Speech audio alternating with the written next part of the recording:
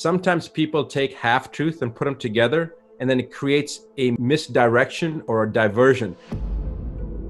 You would have to be blind and deaf to not recognize that what is happening is not normal and is not justified. The only way that you can control people is by keeping them in ignorance. But as soon as a person becomes empowered with knowledge, the one thing is that nobody can control you once you are aware. You cannot be victimized once you're aware and once you've been empowered with knowledge. Freedom of speech is the freedom to speak. If anyone's not allowed to speak, then it's not freedom of speech, it's freedom to conform to certain parameters of what are acceptable. And then what that's doing is giving power to some authority to decide what is acceptable and what is not acceptable.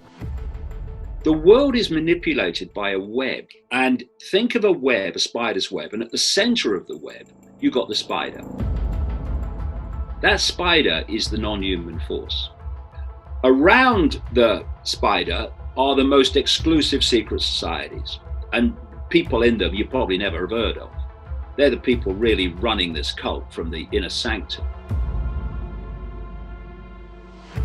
Once you give that power to an authority, it then starts interpreting what can and cannot be said. It's simply manipulating the target population to silence itself.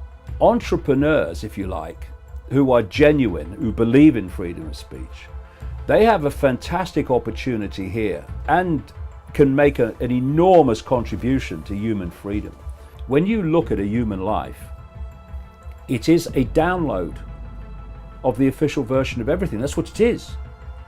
This is why vast numbers of people have no other filter for their view of reality, self, world events than the information they receive from the mainstream media and mainstream everything. You tell me what I've told you and I'll give you a prize. You tell me what I've not told you because you've got a mind of your own and you're questioning it, and I'll ring your mum and dad and say you're a disruptive influence in the classroom.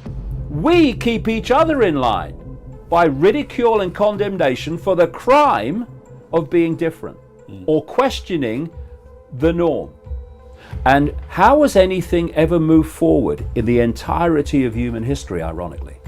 People questioning the norm. Because if you don't question the norm, you go into an eddy or vortex and you go round and round and round and nothing moves on and nothing expands. But that's the idea. You cannot control a population of critical thinking, free thinking people, questioning people, in the way that you can control a population that just accepts like a sponge the official version of everything. When you go through the level of ridicule, one of two things happens. Either it destroys you and you withdraw from the world, or you let go of the prison that most people live in, which is the fear of what other people think. Most people are not living their lives. They're not living who they are. They're living what they think others think they should be. And therefore, they're living a lie. They're living someone else's version of them. If you have people around you who so disrespect your right to be you that they give you a hard time, don't surround yourself with people who respect your right to be you. I don't care if they're family, I don't care who they are. If they don't respect your right to be you, then what you're doing, interacting with them all the time, it's just going to make you depressed, it's going to make you frustrated. Walk away. And if they then come round, great. But if they don't, well, equally great.